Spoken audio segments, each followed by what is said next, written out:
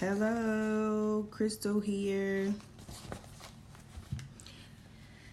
Good morning. It feels like it's already late in the day, but it's not. But anyway, I want to share the ultimate family business checklist. Something very simple that I want to share with you guys, and I also want to give y'all a copy. So this is going to be really short and brief. I just want to explain what the guide is about. Tell y'all a little bit of the backstory behind the guide. So as you all know, hey Destiny, I post enough about my company, Fearless Money Inc., which is a global, I claim it, financial literacy company, and the focus is on families and building family wealth. So I was raised with entrepreneurial parents, but as I build my own business, I realized that throughout my journey that I was just trying to do it all by myself. Like I was trying to do it all by myself. It was about me. It's because it was something that I wanted to do. I was thinking about the type of money that I was going to make on my own, and thinking about growing up with parents that were both entrepreneurs, I realized that there was a lot of misinformation.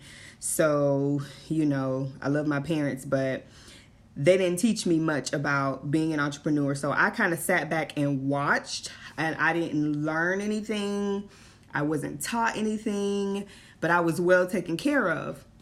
So as I built my business and as time went by, like probably from last year is when last year is when I officially started Fearless Money Inc., but I wasn't really clear on the vision. So I was trying to go one way with it, but clearly God was trying to take me another way with it. So now it's about family wealth, it's about what are we going to leave? Because obviously we're just focusing on ourselves and building our business. How can you really pass it along? Usually when we're thinking about ourselves, we think about, okay, I want to make this much money. I'm going to retire at this time. I'm going to have this much money, and this is what I'm going to leave for my children. But when you're building a business, it's not really about retirement. It's about repurposement. So why would you want to work all these years to say build $1 billion company and you hire teams of people, right, to keep that company going? You still don't include your family and all this stuff. And then when it's time for you to retire and do something with the business, usually you would do succession planning, which is the plan to exit the business, right? Or sell it or do something else with it. But what you really want to do is you want to build this business, this platform, this wealth for your family. So just as an example, if I'm thinking outside of myself, I'm building this for my 3 children. I'm building this for them so they can have something that they can repurpose when it's time for me to exit, right? Not when it's time for me to retire. So as I was going through this and as I'm learning more about being an entrepreneur, being a mom, a wife, it includes my family, right? I can't just be an entrepreneur without being a wife.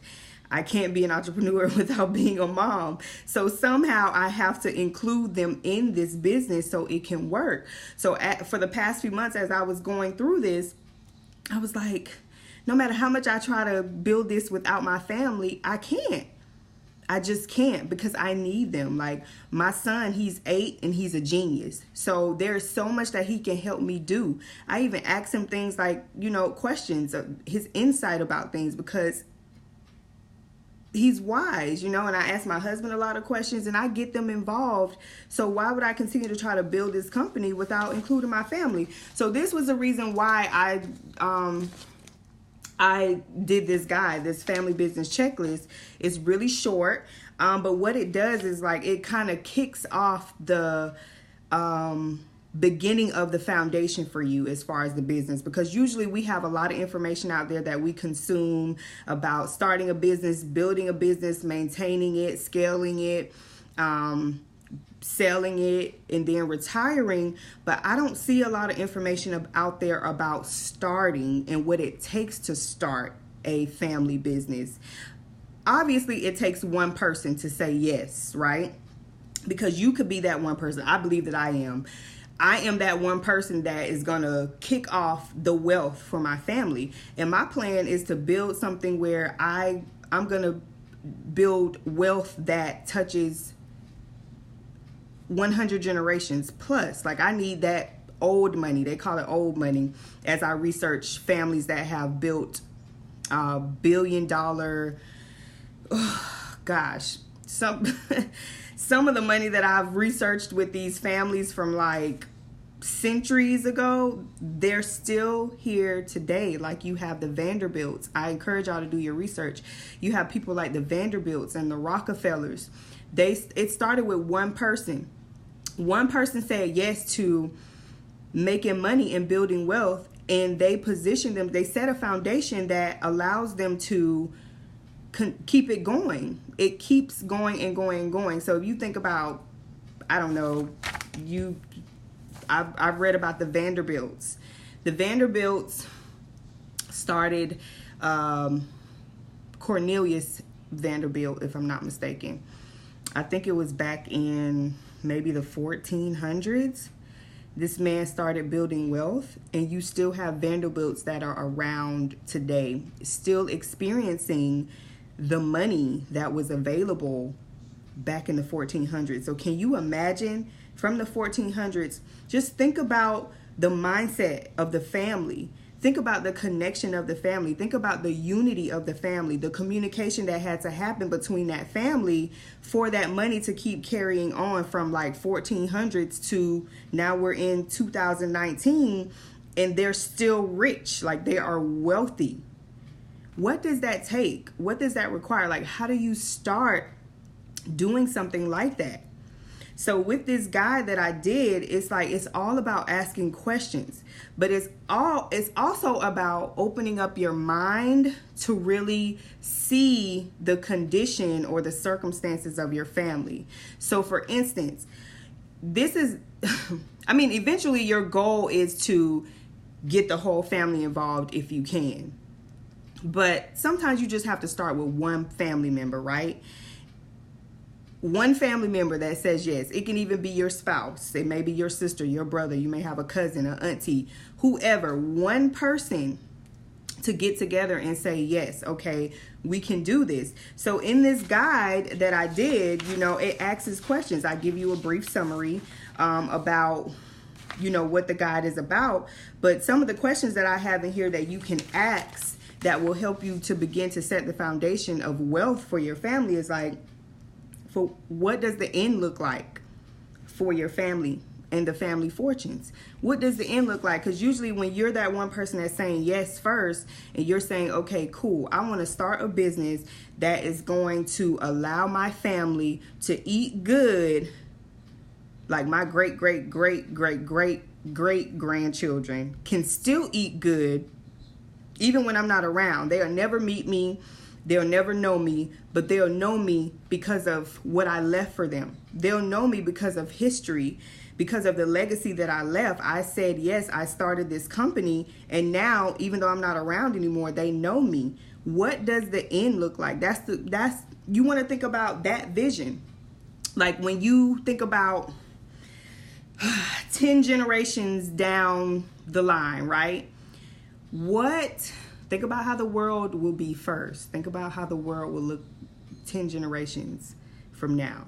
I'm 32, so, we got all this technology and stuff like that. So you can imagine what the world is going to look like 10 generations from now, right? We'll have all the flying cars and all the technology, the robots, So you have to think about what the world is going to look like. You have to think about what type of currency we're going to have. Where is the industries going right now? What type of business do you want to start right now? Starting with one, but you'll have multiple. What type of business do you want to start right now that can still be around when this 10th generation comes along to step into the family business? So what does the end look like? Even when you're getting ready for repurposement, not retirement, I call it repurposement. When you're getting ready for repurposement, meaning you're finna exit, so now the generations behind you can repurpose what you've done, what does that look like for them? How much money do you want to have? How many companies will you have? Who is going to do what? What's going to happen? What's the strategy? What's the plan, right? So you always want to think about that first when you're building family wealth. And usually when we start businesses, we don't have this mentality. We don't have this mindset when we're going into business.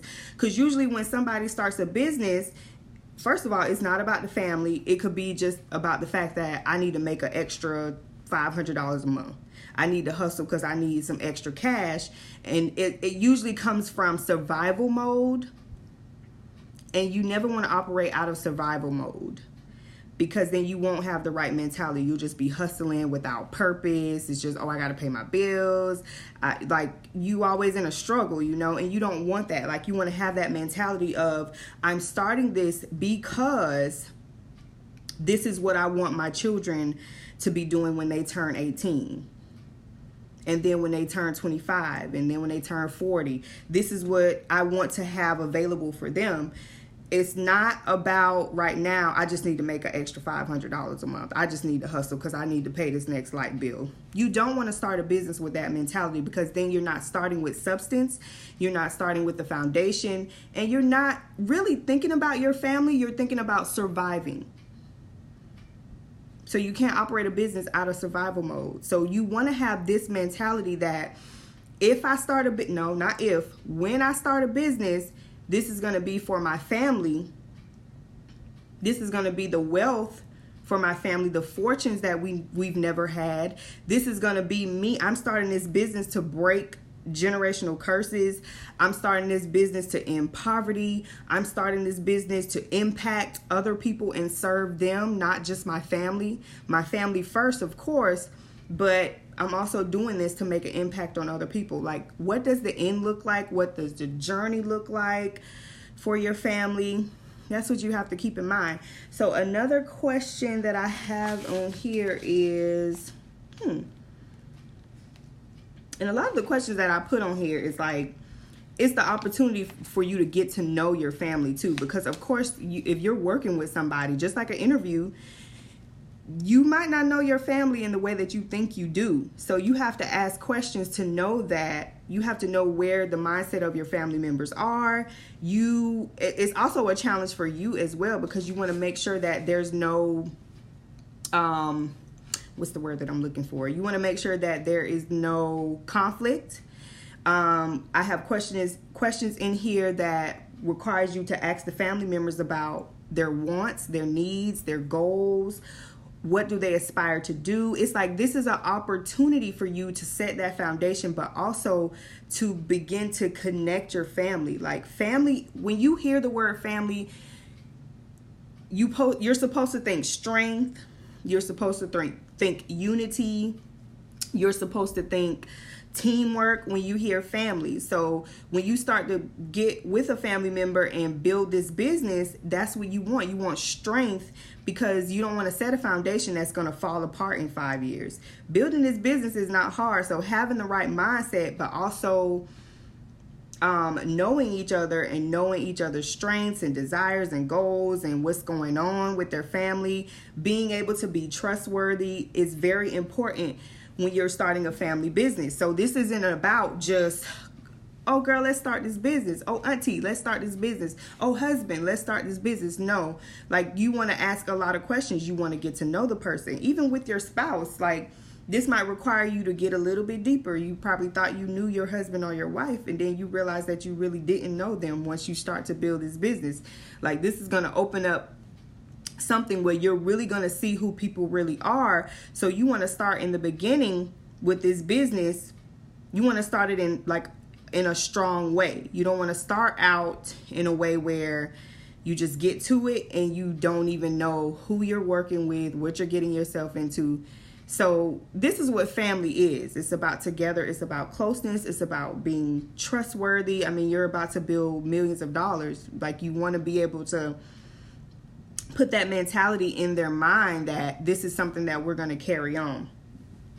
So you're going to ask them about their strengths and their weaknesses. There's questions in there about who's going to have what position and who's going to fulfill the position. And there's questions about personalities. Like, I encourage everybody to take personality tests. I encourage everybody to take those tests that are available for you to kind of get an idea of what your gift is and your talents are. So you need to know these things so these family members aren't working in an area where they're really weak. You want to focus on strengths, because there's always somebody that can fill a position where, you know, me, like for instance, me and my husband, like my husband is really good with like communicating. He's good with words, and he's really, really good with numbers. I mean, you would figure because financial literacy, you know, but he's really good with numbers, and he's really good with communication in words. Me, I love to speak, and I love to educate people, and I love to advocate, but when it comes to like actually sitting down and putting words together that would,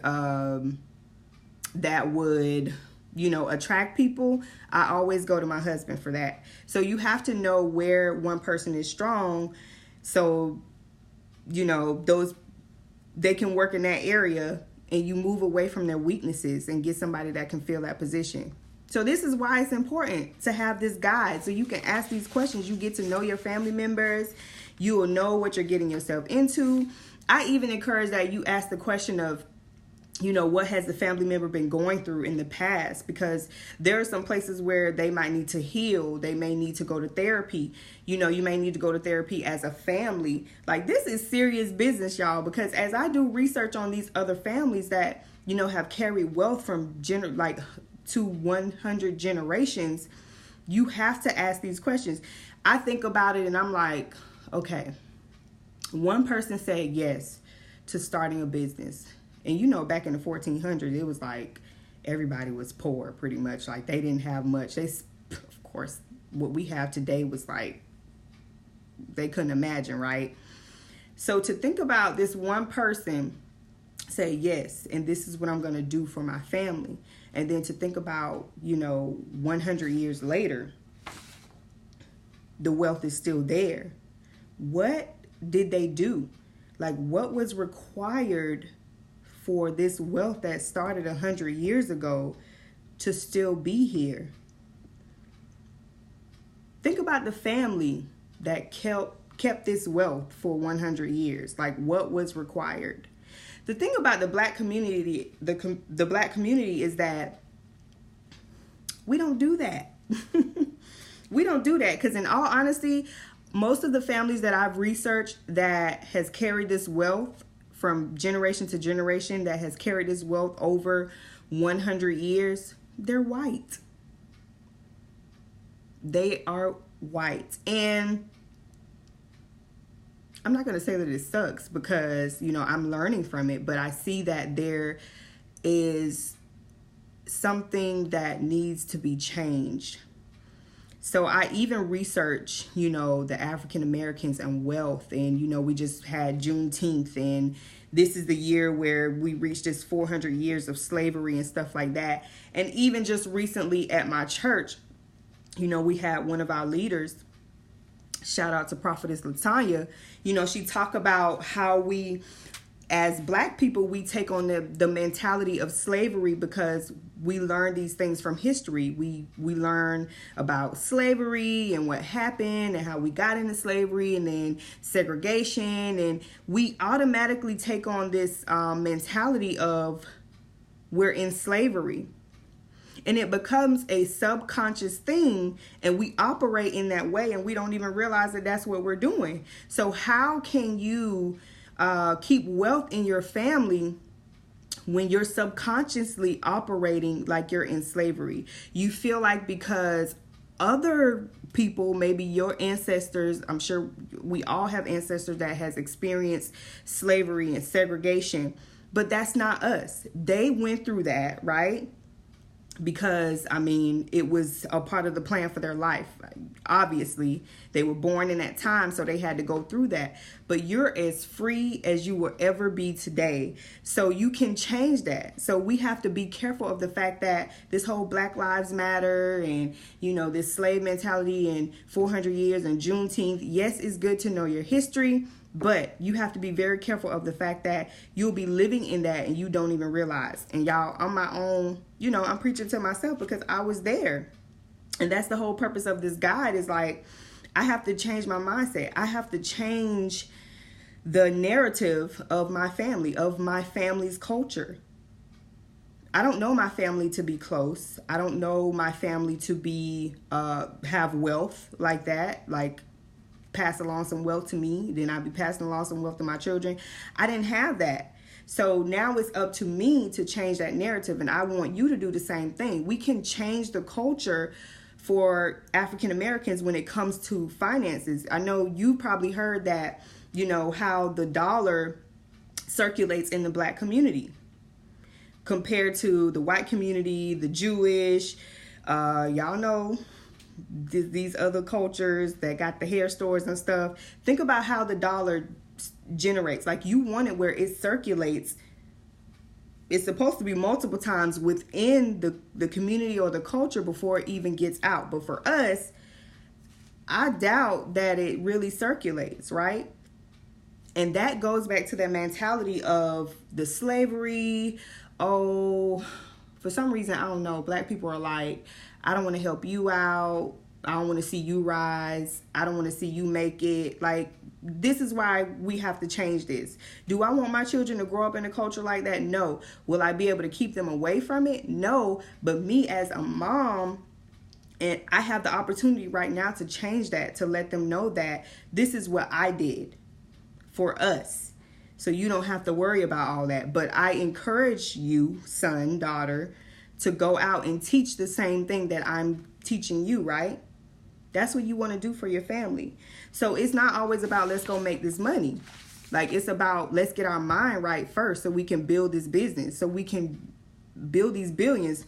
Because most of the time it's not about getting the money, it's about maintaining it.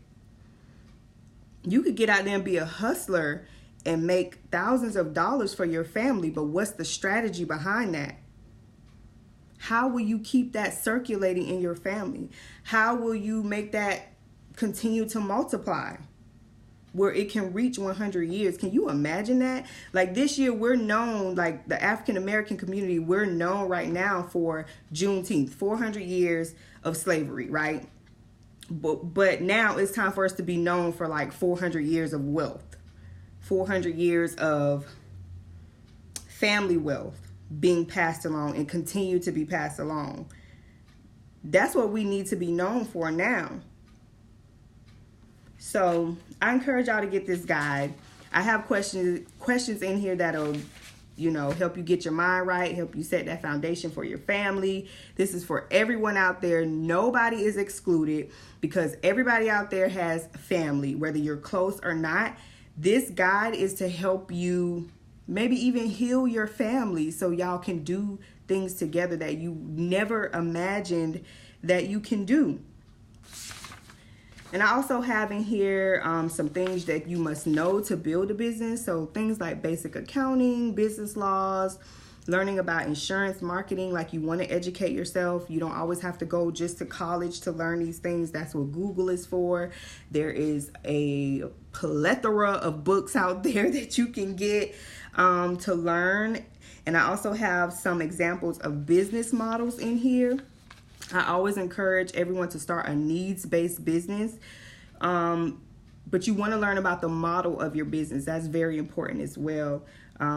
So I'll go more into detail about that in another live to explain some of these business models. But also I have some examples of different type of businesses you can start as well.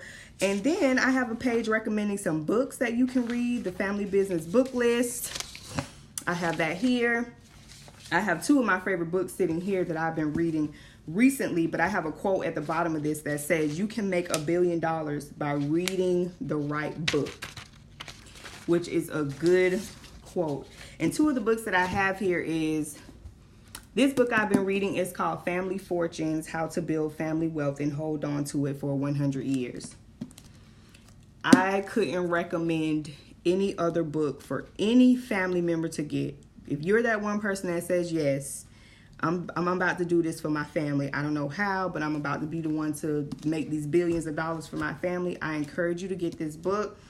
It gives so much knowledge because it's from two brothers that has experience having wealth pass through their family, but they've also researched other families, and they also share stories of what they're doing for their family. So they even have it where there's requirements for family members to do certain things before they can get access to the money. I also talk about this in my podcast. If you're not following my podcast, please do. Fearless Money Inc. It's on iTunes, Anchor, Stitcher, Spotify. It's everywhere. So I do encourage you to go listen to my podcast. But in my podcast, I talk about how the Rockefellers, we know them for being one of those families that has wealth that transfers from generation to generation and still is. They have a board of trustees. So when a family member reaches a certain age and they're ready to access the money, they have to go before this board and they have to present a whole plan of what they plan on doing with the money. And they have to give a timeline. It's just like if you were trying to go borrow money from a bank or whatever to, expand your business. This is the only way that you can get access to the wealth of the family. You have to go before the board. You have to give your plan. What are you going to do? Like, is this for college or what? Like, they don't even automatically set aside money for college because as an adult, you have a choice. So usually we're known for making our children, here's the money for you to go to college. I myself, I say this in my podcast, I believe in calling it a life fund, right? So when my son turns 18, I'm not going to tell him, oh, you have to go to college, because I didn't do that. Like I tried to go in the beginning, but I'm not going to tell my son, oh, you have to go to college. Because he has so many resources available to him, you have a choice. Now, you're going to have to be involved in the family business in some type of way. But also, you have to present a plan to me to let me know what you're going to do with this money and how you're going to put it back in the company.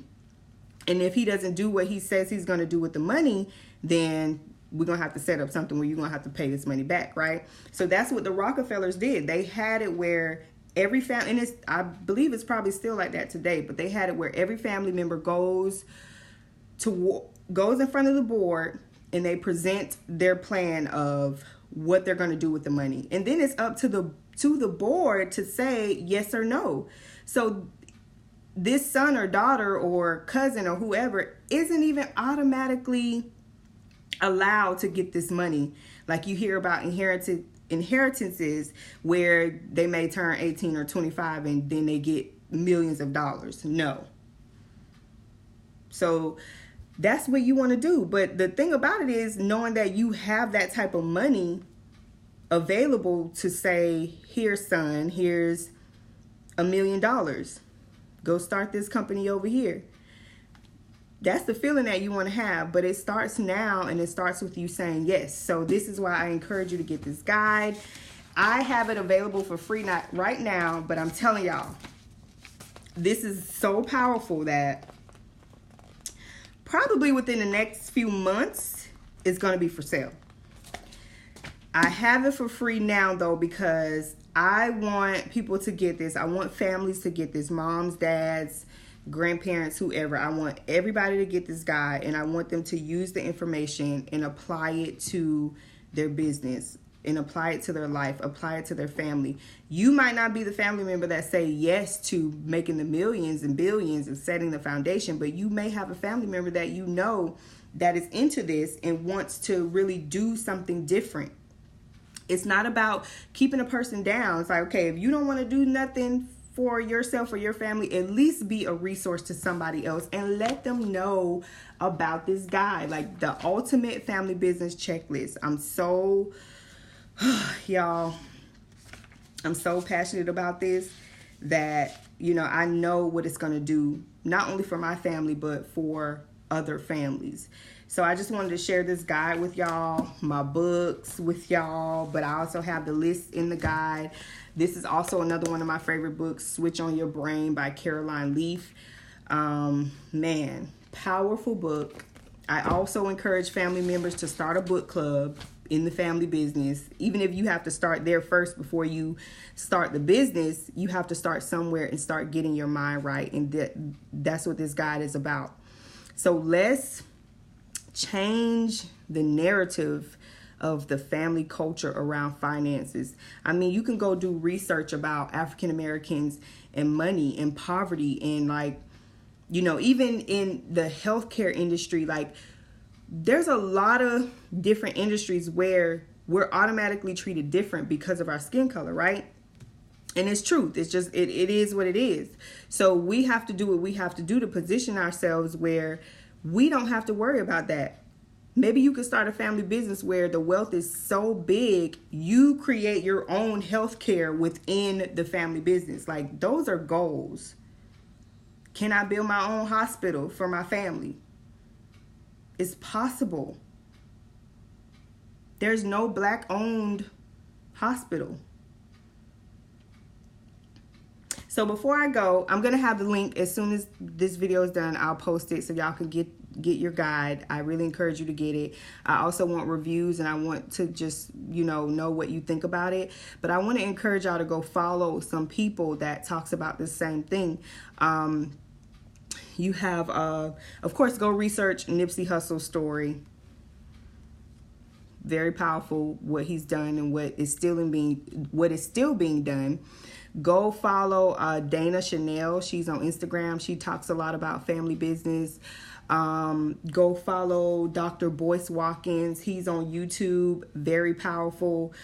Go follow these people and learn how, get the knowledge and begin to apply it and operate in faith so you can begin to change your family. Start in your household first. It's not even about going out and getting the auntie, uncle, mom, dad, whoever first. You want to start in your household first. So get your children involved, get your husband, wife involved. Use this guide and begin to build. Also, I want to encourage you to go follow my Instagram at Fearless Money Inc. You can like my page right here on Facebook. Also, I have a podcast. It's on Anchor. It's anchor.fm at Fearless Money Inc. /Fearless Money Inc. I'm sorry. But I have some good stuff over there, y'all. So I share a lot of knowledge. I just recently uploaded 7 ways to tap into your wealth, because we're always looking outside of ourselves for wealth when it's really inside of us first. So go listen to that. I talk more about the transferring of funds in a podcast episode that I have called 5 Financially Lit